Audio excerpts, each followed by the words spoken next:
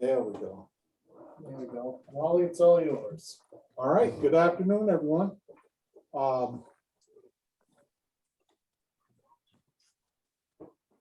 We have two new members here, right, since we're recording it. Why don't we say our name? It turns out there's people that watch this meeting. I've heard from people that actually tune in. It's hard to believe, but they do. Yep. So I guess we can go around and give our names from time to time so people will know who they're watching.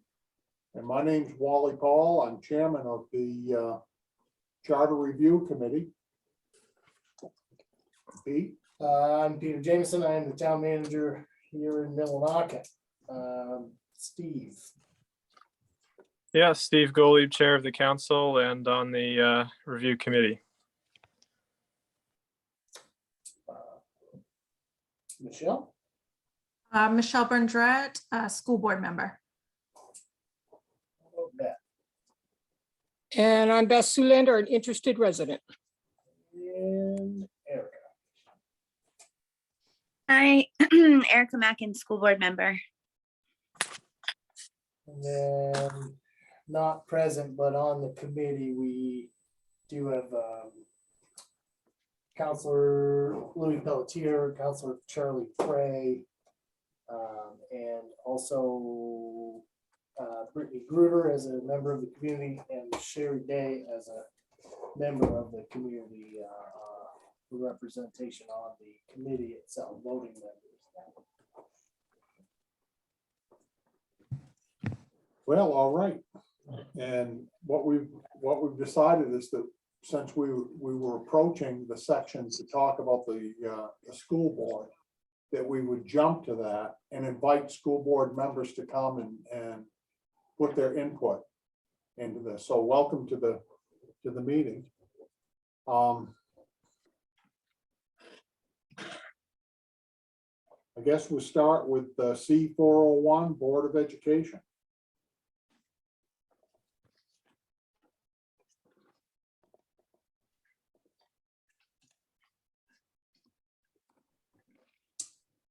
Erica and Michelle, I had sent a link to this document. Were you able to get that and be able to read through it as well?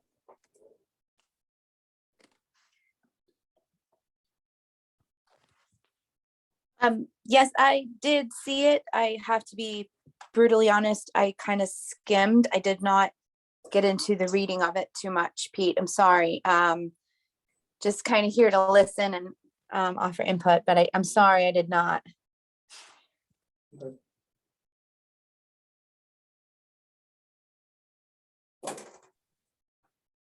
One of the things that we've been looking at pretty regularly, for example, is unnecessary genderization, like he/she, excuse me, and changing it so that it reads simpler when we get to it. Those are kind of automatic things. But for me, that first paragraph is basically 5 duly qualified electors and elected by registered voters in Millinocket. Unless the school board wishes they had more or less board members, I don't know what we would change on that. You know, I don't know what we would offer for improvements.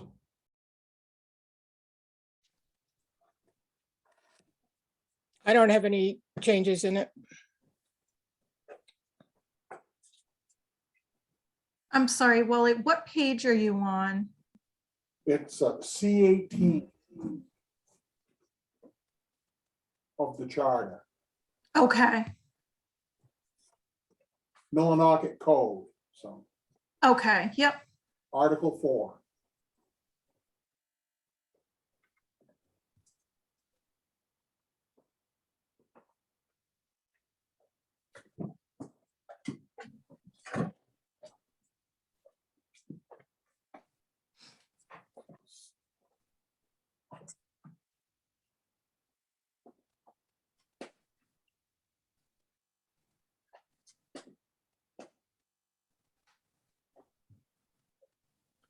and looking at qualifications of board members.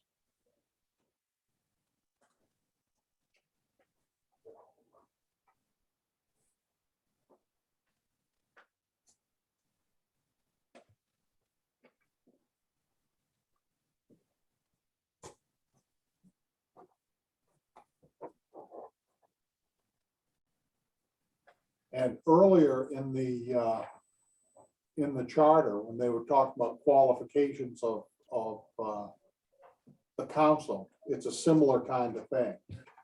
And it's intentionally vague. You have to be a resident of town for your whole term, which is a reasonable thing to me. And basically, unless you have severe moral problems, everything else qualifies, so. The line, they shall hold no office of emolument or profit under town charter or ordinances. That's an interesting thing for me. There was a time when a member of the town council was a teacher. And this discussion came up at length many times from people that weren't a fan of him as a town council. In fact, it was Charlie Sanders. The council chambers is named after him. There's a poster of him up there, a picture of him. Oh, there was. There is, hands of black. Back wall.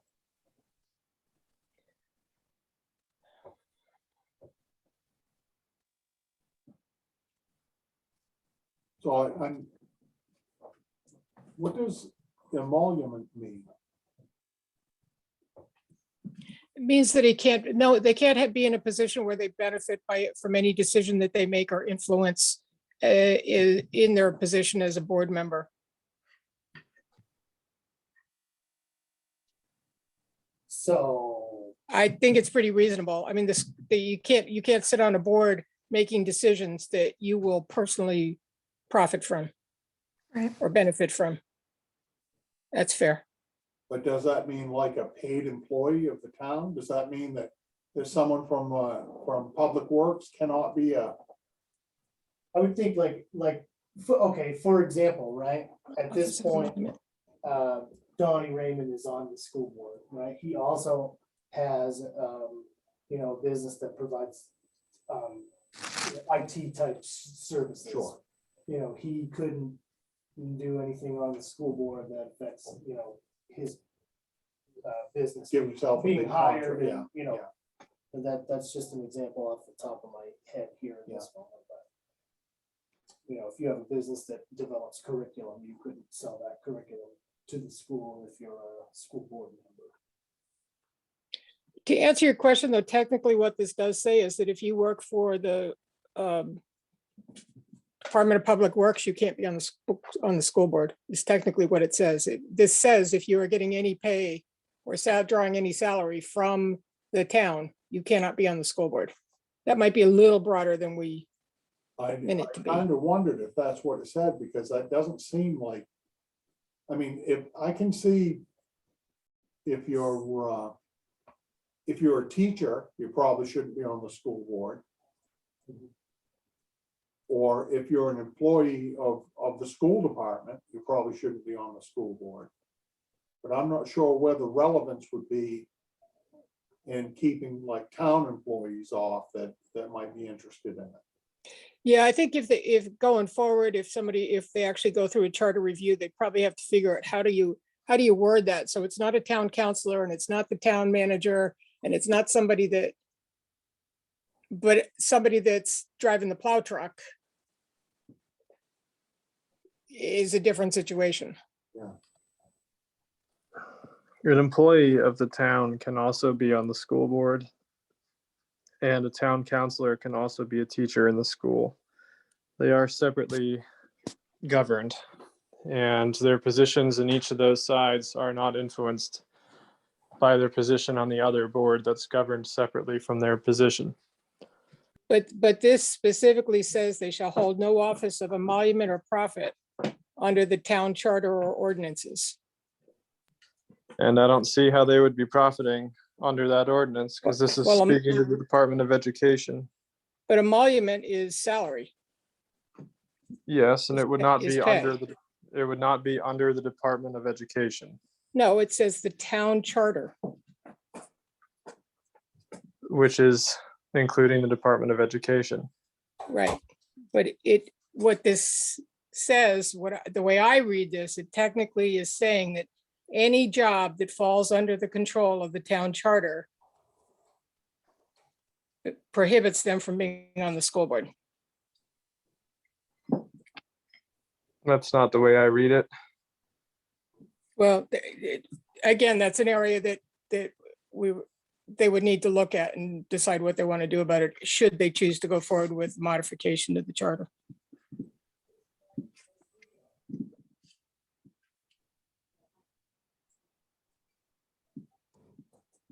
Yeah, well, the thing is, I'm kind of reading it like Beth is, but I don't want it to. I want it to be what Steve is saying, you know, Me too. which they're in opposition. I think that any employee of the town that's not directly affected by the school board Right. should, I mean, for quite some time, our prior chair of the council worked for the school district. So I think if this said under the school board somehow was modified to say that if they work for this, for anything controlled by the school board, they can't be on the school board. To say it in plain English.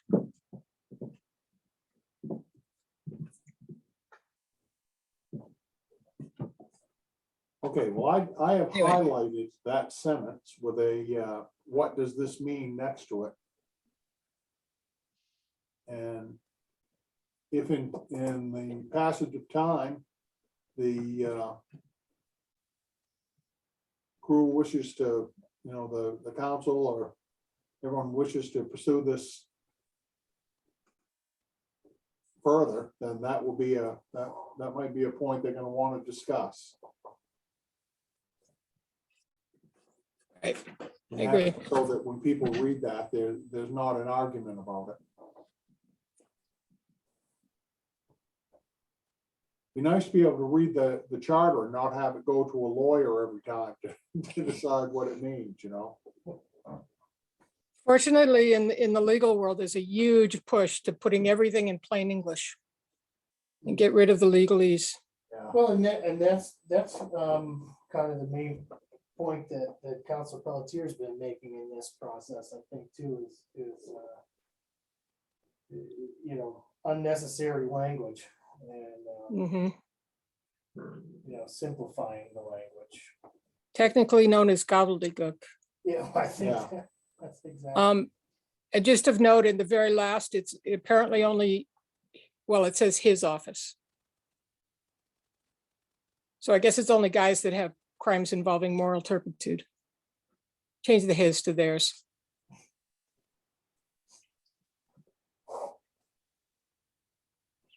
Right, and we had agreed that we just make those. Globally, uh, okay, You know, any he, his, she will all be there Yeah. in our suggested edits anyways.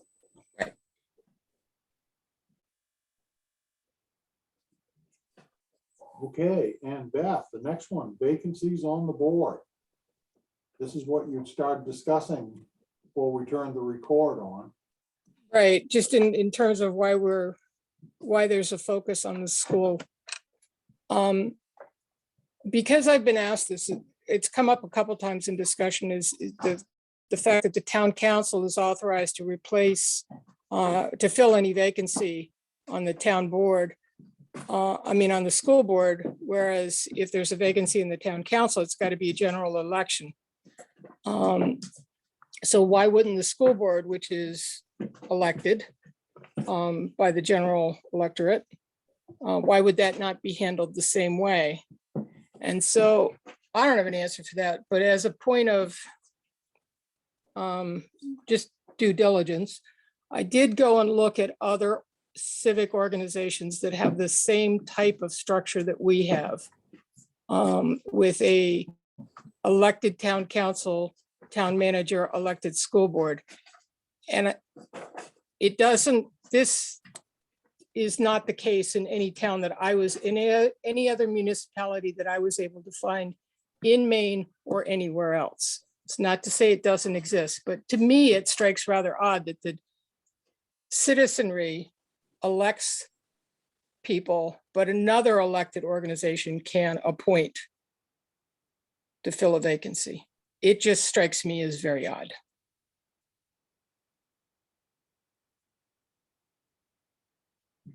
Yeah, I see your point. I don't know if I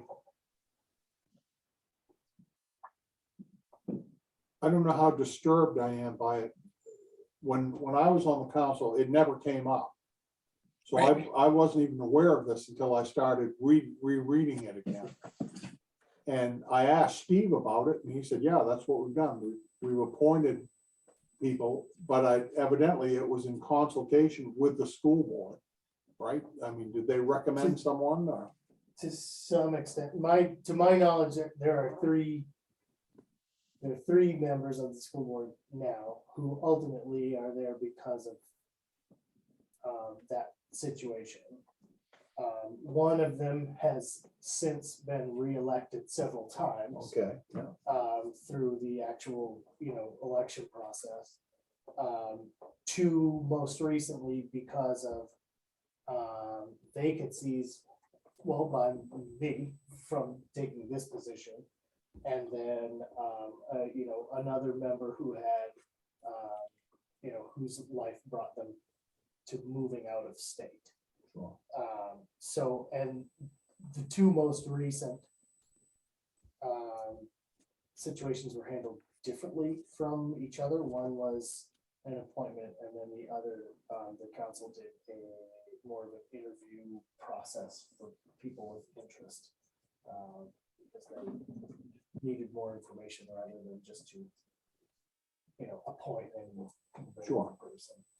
If one person raises their hand and says they want to do it, they'll probably get it. But if several do, then you want to understand what choice you're making, of course. So the first of those two was in consultation with school board members.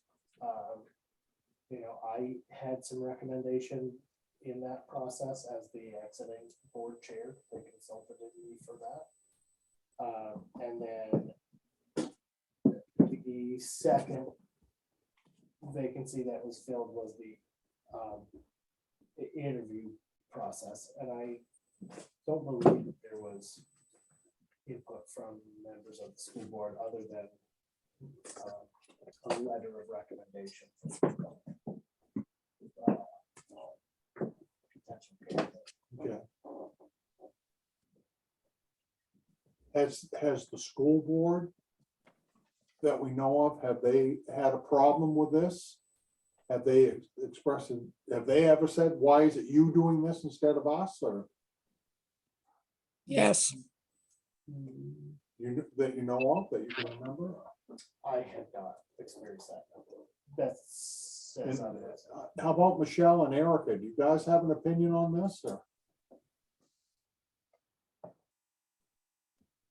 But I apologize. What was that last question you asked? Oh, I just asked if you had an opinion on this, on vacancies being filled by the council, on the school board vacancies being filled by the town council instead of by the school board itself.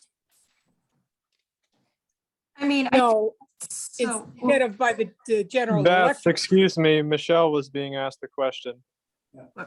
no, I I was just saying, understand. I feel like there were not that many applicant or people that went for the school board. So, I mean, I guess I understood why the appointments were made. So I just know it was really hard being on the school board for almost like 9 months with just 4 members. And at some points, only 3 members. It's hard to make decisions. So Yeah. whether you do another general election or an appointment, I just think as soon as possible, getting those vacancies filled is really crucial. And I'll add to that, obviously, the optics of a board choosing their own members could be troublesome. The council itself has more members as well. So if there is a vacancy in the council, kind of to what Michelle said, it's still relatively easy to make decisions, being that we would still have 6 members if one leaves, whereas they would have 4. And on top of it, all the appointments are still open for public comment and public input on the council level. We don't take any action without that public notice and public comment. So those are my three points on that. Michelle, I do apologize for jumping in. I personally wasn't thinking of the school board appointing it.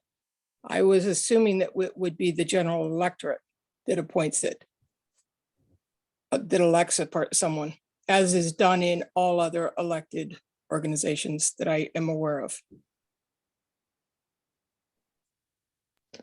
I believe that when other officials, such as sheriff and others that are elected, vacate, the governor or others make those appointments until they're reelected as well. I don't think it's that odd of a situation here.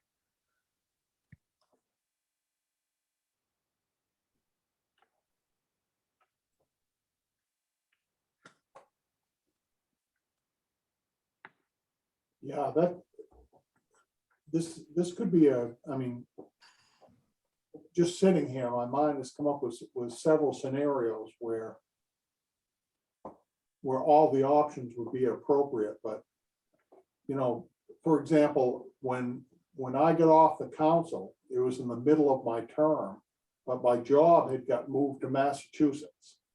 So I resigned at the last meeting that I could to give another candidate enough time to get their name on the ballot and run for the office. Because if I had waited and they said, okay, time to move, I didn't want there to have to be an expensive election because I had dragged my feet on it, or to go Right. shorthanded if it got too close to it. I mean, this.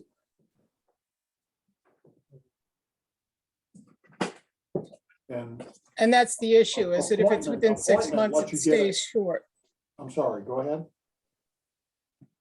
That's the issue, is that if it's within 6 months, they don't have to vote for a replacement. But the situation we're in now, if one more person leaves, we then have a majority of the board appointed.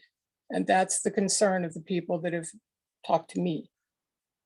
But I just leave it as it is. It's not my decision. Yeah. And that is an issue, but it's like I say, in all the time I was on the council, it never came up. The school board was stable. It was all elected, and nobody moved, nobody resigned. So there were no issues. I mean, this is it's an odd thing, but it's something to think about, I guess. I have a feeling that the way the world is moving now, I have a feeling we'll probably see this more in the future. Most likely. Most likely. It's not a world where, people land in one place and stay there for eternity anymore, seemingly. So I wonder if we start coming across this more often. I wouldn't expect every year, but even 5 years from now, if it happens again, it's good to have a plan of action against it. And another thing I would say to Beth about elections, unannounced elections are notoriously ill-attended. The vote count is very, very low on those, and they're also quite expensive. And Michelle has made the point of being down members kind of loads up the members who are still there. If you appoint and you appoint expeditiously, then you manage to keep your board high and hopefully, the numbers full and hopefully active.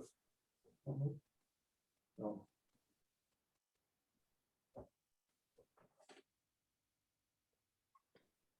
Yeah, actually, you know, there were 3 examples within the past year to recap. There's 3 members who are ultimately there from appointment at some point.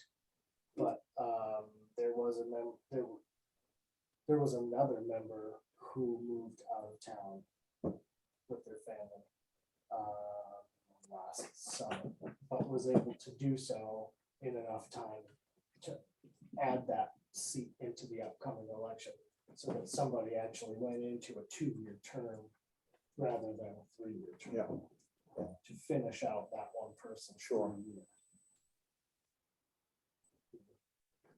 So there are a variety of reasons for any of this. I don't feel very strongly one way or the other. I'm also not an actual member of this committee, so. Yeah, I know. Let's That's just make that known. but you have experience with it, which is a good thing.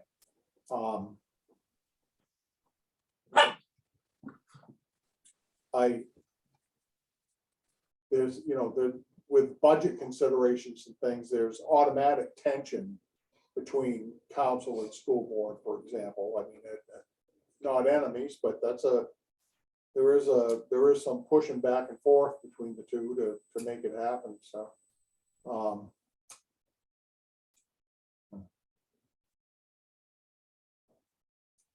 does anybody have any suggestions for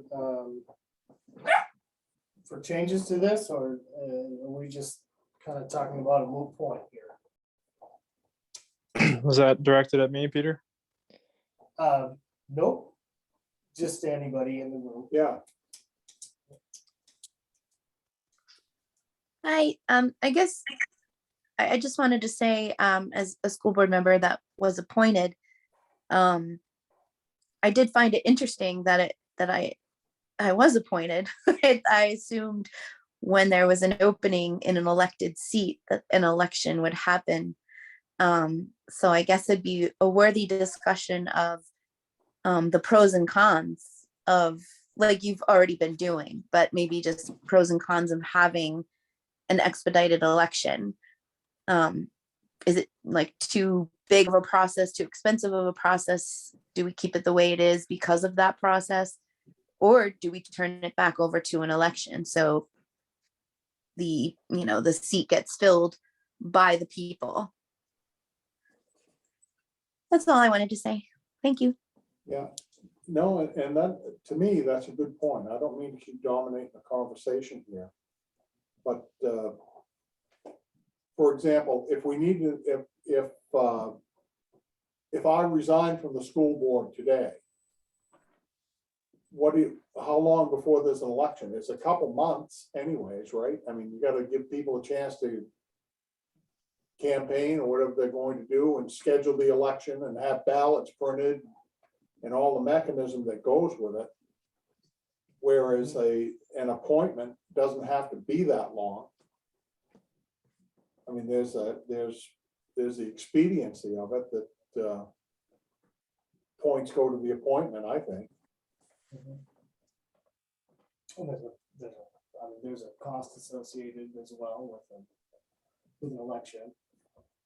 Not saying I disagree with the idea of an election, but I know it's a costly endeavor for one seat. For an election that not many people are going to vote in. Potentially. Yeah, and I appreciate the concern that Beth brings in terms of, I guess, even just the perception of the issue, given that we've had so many vacancies recently. I'm sure adds to that. The pros and cons idea is fairly good, I think. I think one thing to keep in mind if we're considering cons is our already very stretched thin municipal staff in having to come up with an election as frequently as we've had vacancies recently. It's not only the cost, but also the manpower, the time and the effort and energy that goes into putting them on. If we had to do 3 elections out of the ordinary just in the past year, that would have been a lot to handle for our staff. Not to say that we shouldn't look at solutions for that if that becomes a longer term issue, kind of to what Peter said, if this becomes more of a frequent thing, but at least for the time being, something to keep in mind.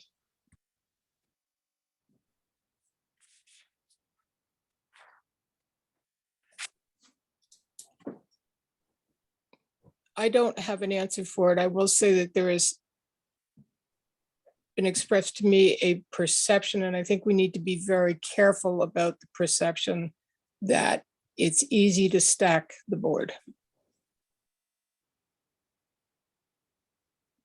Going back to your point, Jerry, about the inherent contention between the two boards. Which is unnecessary, I might add. I agree, but there is a perception issue that we need to be very sensitive to. I'm not advocating that we run new elections every 6 months. That would be absolute foolishness. I don't know how to solve it. Yeah. Well, no, and that's basically why we're here, to start really forming the questions that need to be asked, kind of flush them out with the discussion, so.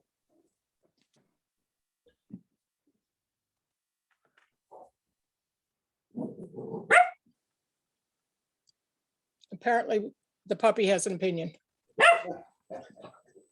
I'll second that.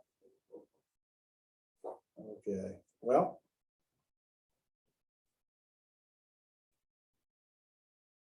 So about hearing a suggestion on this as an Yeah, I don't know that there's going to be an actual edit to it, so much as there may be a genuine discussion about it. If it should ever enter the official process of being changed, And I'm thinking maybe our job is going to be at this point to flag it and just say that we discussed this and looked at other options and wondered about it, and maybe they should too.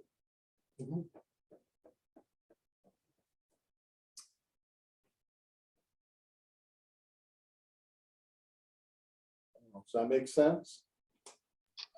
I agree with that. Okay.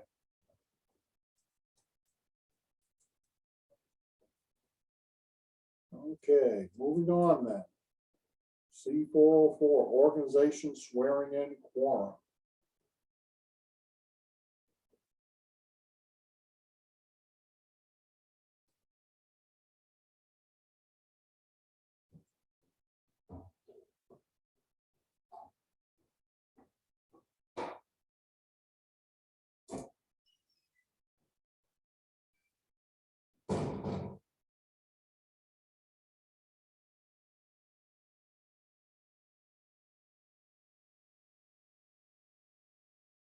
Wow, that's interesting. So if you only have 3 school board members, all you need is 2 of them there to have a meeting.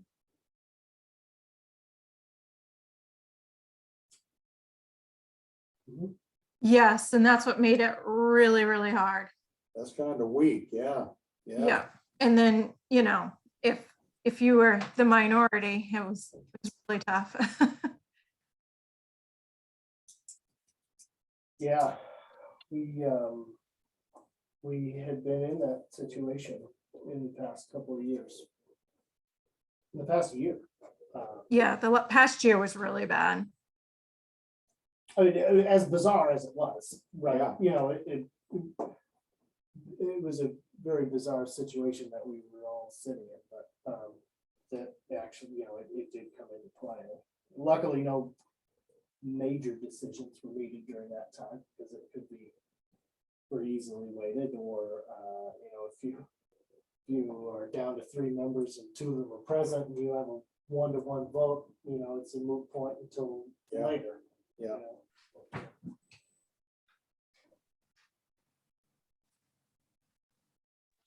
Yeah, that kind of speaks to the expediency of making some of those appointments.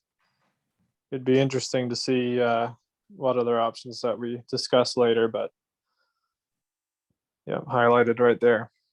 Yeah. Yeah. It makes the expedited process of appointment sound better in situations like that. I think that's for sure. Yeah, I mean, and even the appointment was lengthy time period too, even from the time of the when the vacancy was until it was filled was kind of a while too. Length of time was a while, like at least 6 weeks, 2 months. Sounds about right. It was lengthy. I mean, even then you're talking about, 7 counselors, potentially manager, applicants, scheduling conflicts, there's, Interviews. and then, multiple conversations with each, candidate, if that's what, is necessary. So, even that, you're right, can be somewhat time consuming, just in scheduling alone. Yeah, and on that note, at least in terms of perception and public process, we don't really have any defined policy or procedure on how we make those appointments. It basically just grants the council to make any appointment. It could be at any time. It could be with or without interviews. It could be with or without posting the vacancy to the public. If we're going to have a discussion about that, which it seems we will at some time, I think that should be a point that's brought up should there be a procedure that is always followed, so that the public also can expect a certain process and not have a different situation every single time. Personally, the way we did it more recently, I think, is the best, where we posted it publicly. We announced the vacancies that we would be interviewing and then making the appointment after the interviews. I think that process was the best. Maybe even to some extent defining how we would, kind of like with an RFP process, how we would actually select that person in terms of qualifications or other things, so that there's a more standard procedure, but just points being brought up.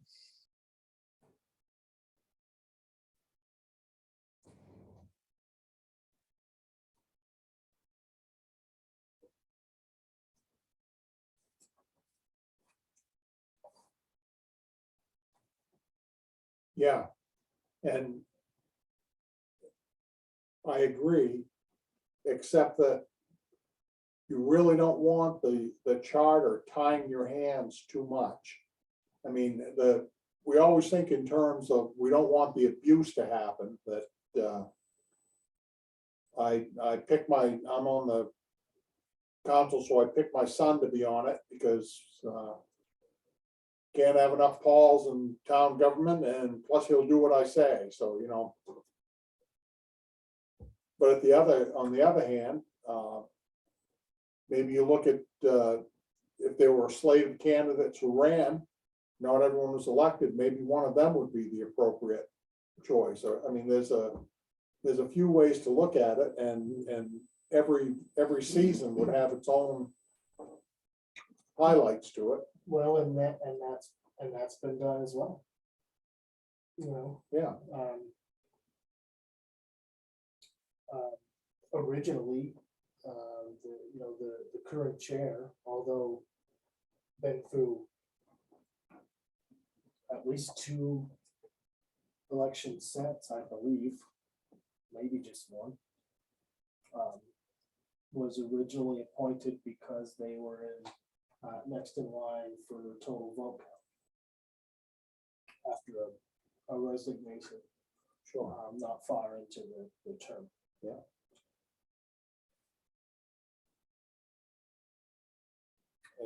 And that's will of the people. You know, Right. and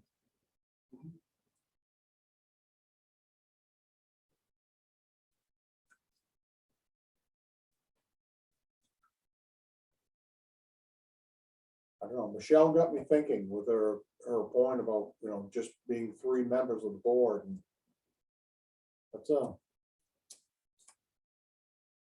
that's a big load, you know, that a full board is not a luxury. It should be an important consideration, and getting to it quickly and getting them back up to size and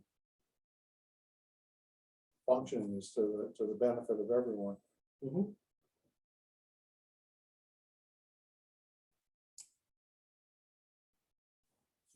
So I'm thinking back to this quorum, do we have any suggestions around this? No, I think that's appropriate. Mhm. I think it's unfortunate at times, but the remedy is filling the board, not changing the quorum. Right. Well, and otherwise, if there was a set number or percentage, to make, like right now, if they're down to 3 members, they can have the meeting.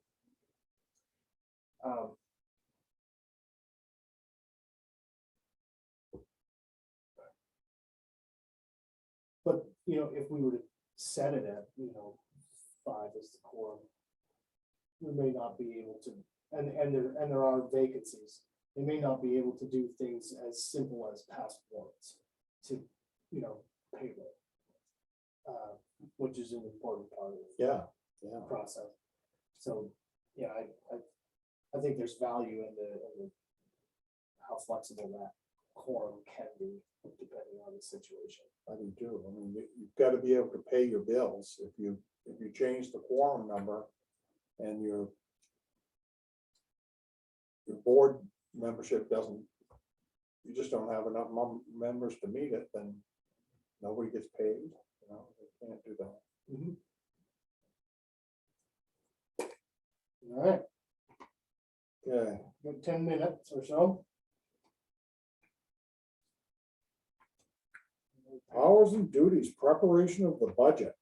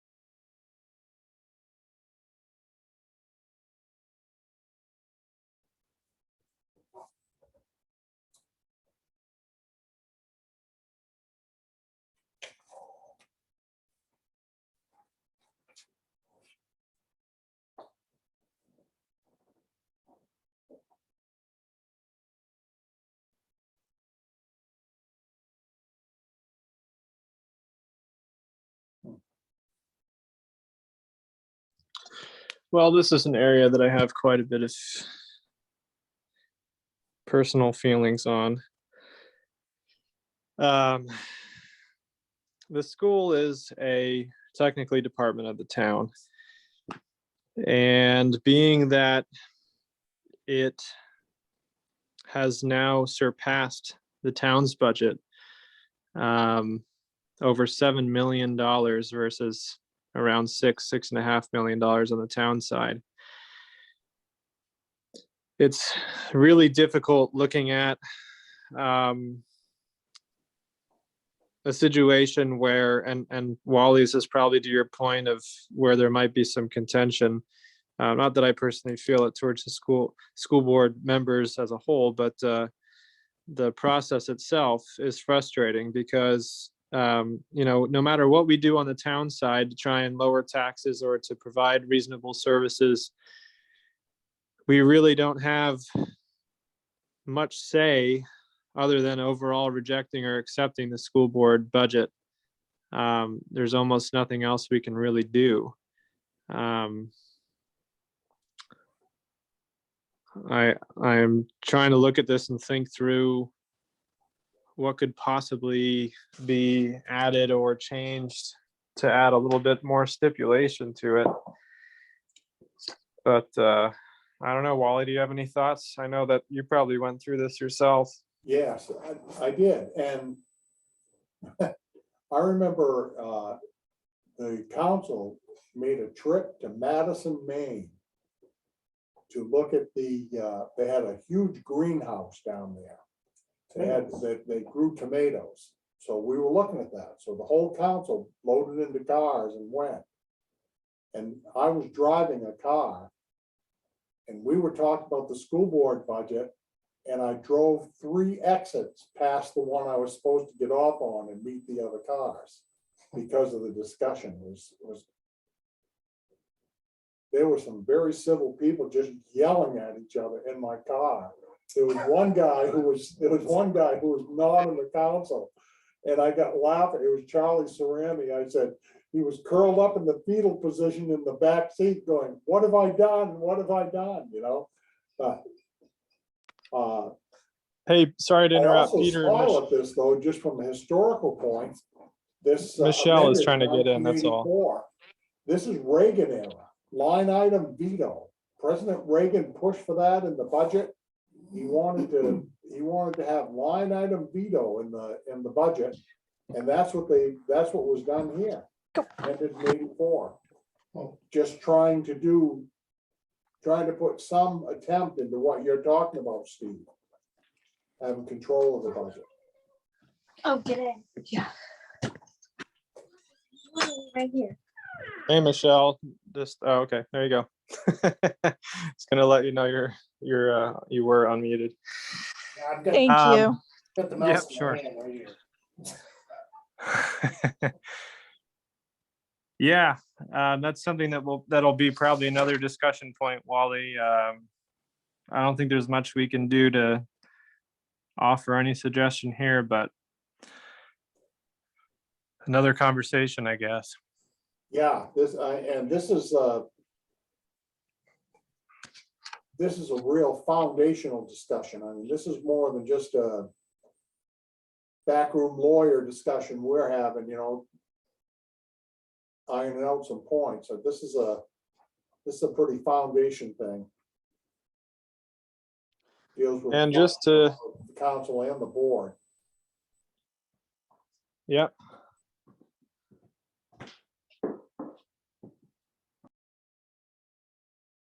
But if I were sitting entirely on the outside as a spectator, I wouldn't want the school department to have carte blanche, just spending whatever they wanted to. And at the same time, I wouldn't want the whims that go with the council cutting and giving them more money, and the back and forth. There needs to be if you're going to stay functional and flowing and working right, there needs to be some steadiness, and I don't know how that comes in the budget process. I agree. Other than consolidation, I don't see any other solution to that. I've got a huge dent in my head from my years on the council where I worked on consolidation. banging it against the wall. That was that was when the RSUs came up, and I had people in other towns that I did not talk to for 6 or 7 years after that. Pretty acrimonious. Well, hopefully that dent in your head wouldn't have been for nothing, Wally. Yeah, well, I think the Just for- perception of it has never been better than it is now. Just And for it's a very real opportunity. I hope so. This is a matter of perspective. When I moved to Millinocket, I was shocked that I only got one tax bill. Because in all other municipalities outside of the state of Maine, which so where I've never lived anywhere else in Maine, you get two bills. You get the school bill, the school tax bill, which is voted on by the public, the same as the school budget is voted on here. And you get the town services bill, the property tax bill. They are two separate items. And the school budget is always contentious, but it is voted on and accepted or rejected by the populace. And it struck me as very odd that we vote on it, but it's first amended. And the school board then has to figure out how to deal with all the unfunded mandates and accept. The whole thing is a big ball of yarn that the cat's been playing with. But I've never, to me, it's very odd that these two are so tightly merged. I understand that the council's got to worry about the mill rate and the collection of the overall taxes. The school board and the school district's got a whole different set of priorities.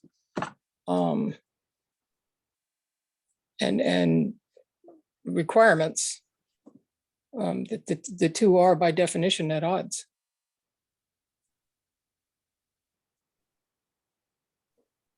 Very interesting. Also, sounds very nice. It Yeah, just, actually, if school consolidation would stop being some sort of wistful dream and start moving towards a reality, I prefer to use merge. merge. Merge is a good forward thinking term. Yeah. which may in itself address some of the budget issues, but not the process of budget approval, which is what this is talking about.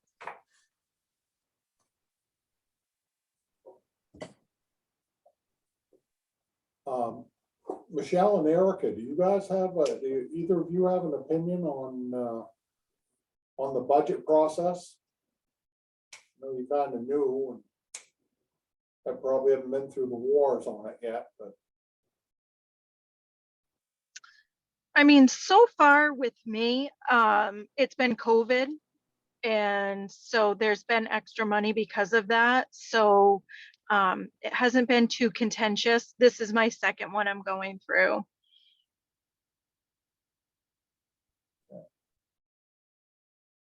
But how about the process of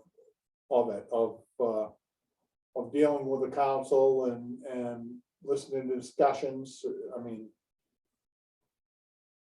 for example, does the school board strategize on how to deal with the council?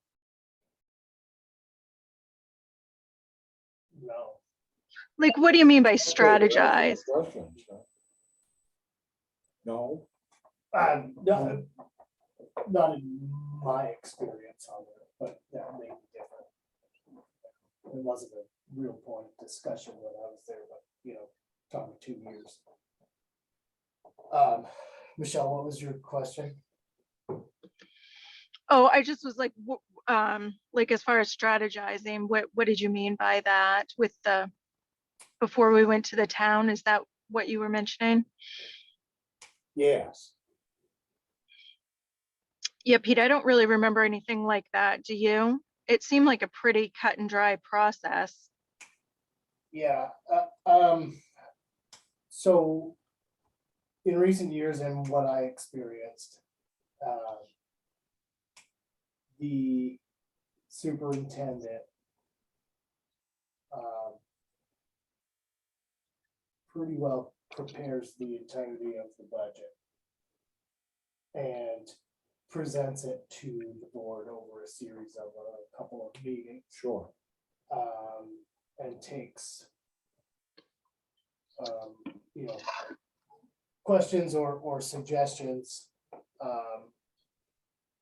and then ultimately sends it over to the manager or the council to be, put forth in the public meeting. Sure. But in my experience, I was not directly involved with the construction or, strategy behind creating the budget. Same here. Yeah, Michelle says same here. Erica, I guess she's has shorter experience than. Yeah, it's very, very new for me, so I don't really have much to add here.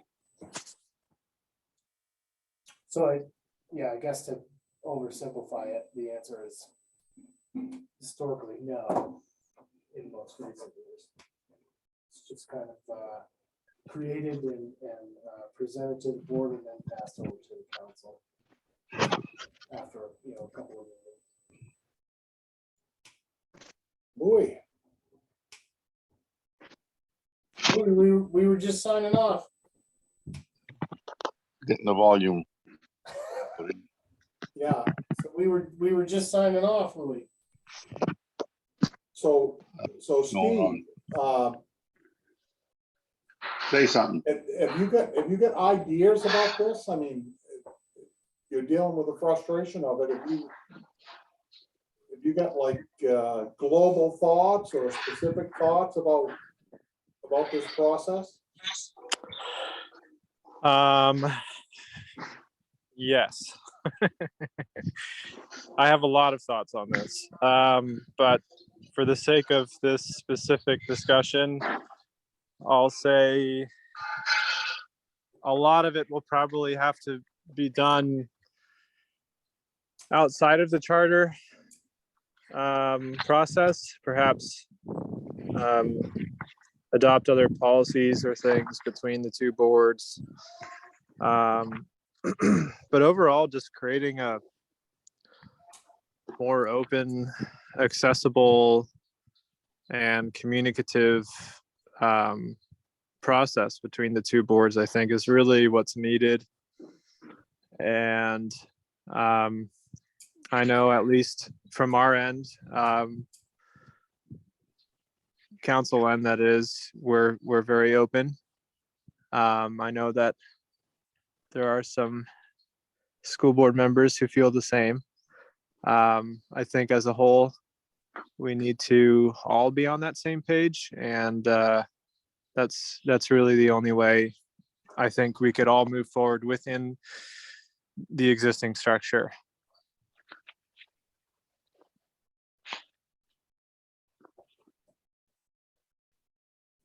Yeah.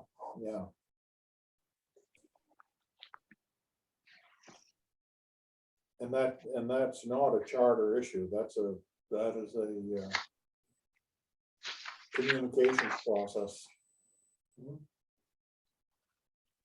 Yeah, and like we've talked about here many times, we don't want to be too specific as to tie our hands. And I feel that kind of issue that we're in, and or I guess have been in for some time in general, is more outside of that charter process, and requires a different approach.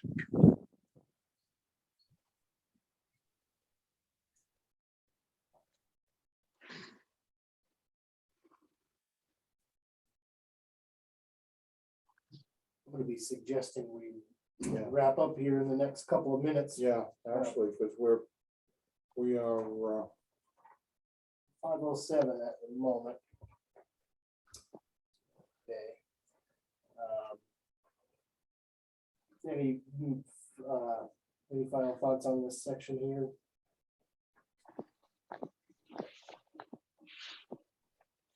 No, and that's actually this C and D are the end of the school board line. Article 5 is our budget, the council's budget. Yeah, so, you know, Have you gone through some of these sections? Yeah, we Yeah, we started at 4, Louis. Oh, I had 5 down for a time. I'm sorry. Well, maybe somebody can send me the changes you suggested. I had a few. we actually didn't suggest any changes, just more discussion on each one. yeah, Well, I like them all. I mean, I like the way it is right now myself, what I've read there. Just a section 405, probably in the vein of what Steve was suggesting, to encourage more involvement of the council with the school board, you know, to better the communications. Under the 405, I had a couple of 3 items that I would have added, like one of them would be that the council gets a copy of the draft school budget prior to their workshops. So we could, you know, it's given the time of year that we're doing this work, we're all wrapped up with our budgeting. And we don't seem to historically have ever been able to do both, get involved with their process, you know, make suggestions or anything as members of the public. And we, if we had the draft school budget before they start on it, then that would give us a chance to review it and, you know, maybe chime in on particular items at particular times. And in that vein as well, another suggestion would have been to collaborate with the school budget workshops and hours so that they don't conflict. And then I thought maybe another item would be involving the community initiatives director with any grants and works that the school is doing. You know, I don't know if you feel that that's a place for that in the charter, but seems like ongoing, those are the 3 things that you'd want to be permanent about. Just my suggestions. I think most of that plays along with communication. I think that, you know, in regard to that last item about community initiative director, I don't see that role necessarily stepping over into the school's workload, you know, unless it's a very specific item. I mean, they do have, you know, named grant coordinators within the faculty, you know, and so they do have that. Well, we do as a council authorize their grants through an order. This would be all in the vein of being rather informed about what's going on. You know, we could get a review by the community initiatives director on their thoughts as the grant, you know, even though they have their own resources. So it's still just more in line with the communication idea than actual performance. Yeah, as long as it happens, you know, prior to us coming into a meeting and all of a sudden, you know, we're presented with this volume of information that we can't digest and do anything with until we have to vote on it at the same time. yeah, that's a good point too. A little bit of lead time on the budget. The budget. And you know Yeah, something though, it's not, And grants. that request is not out of line with the way the charter is written now. On part C, after reviewing the proposed budget may change the proposed appropriation. Yeah. So before we can make any Absolutely. change, before we make any changes, we'd want to have this information first. Have some discussion around it. where did I just read that? But it says that the budget has to come to you before the budget's finalized to be voted on.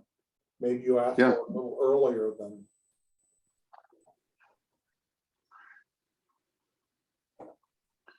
You know, that may be as simple as a request, Louis, just ask. Can we?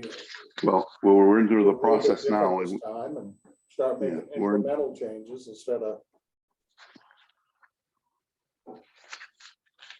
pounding it out on the anvil, see what you get, All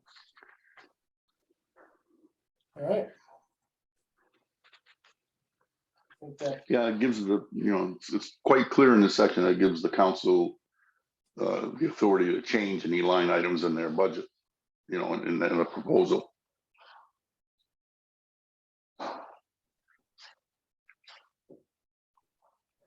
that pretty well I think that's a pretty natural stopping point. yeah. After this paragraph, Too. Hey, thank you, Erica and Michelle, for jumping on. Yes, It's thank you really, very much. really good to see school board members here representing the board. I hope it helps. Thank you, guys. Well, it did, and it's such an involved discussion, I mean, Mhm. how do you take an okay process and improve it? And I'm talking about the whole charter, how do you modernize it and make sure it tells you what you're supposed to be doing and gives you permission to do what you think you ought to be doing and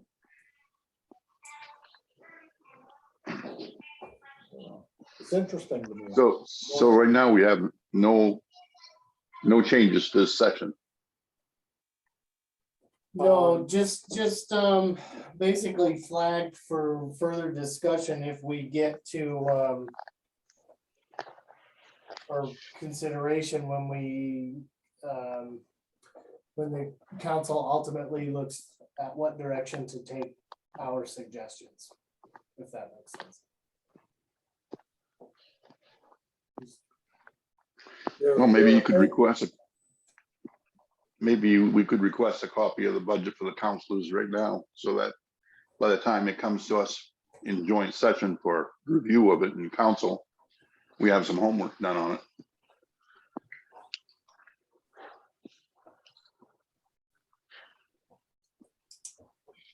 I mean, Louis, just to speak for I will type up a synopsis as I remember these discussions being of the points that we highlighted and said this should be discussed more. And I'll send it Okay. to the group.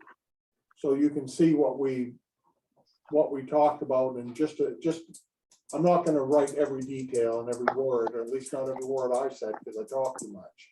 No, a good summary would be Just fine. I just appreciate the it. general thoughts we had on it. Michelle, you were gonna say something there? Oh, I just might be speaking out of turn, but I think getting a copy of the proposed budget to the council doesn't seem inappropriate, but I don't know.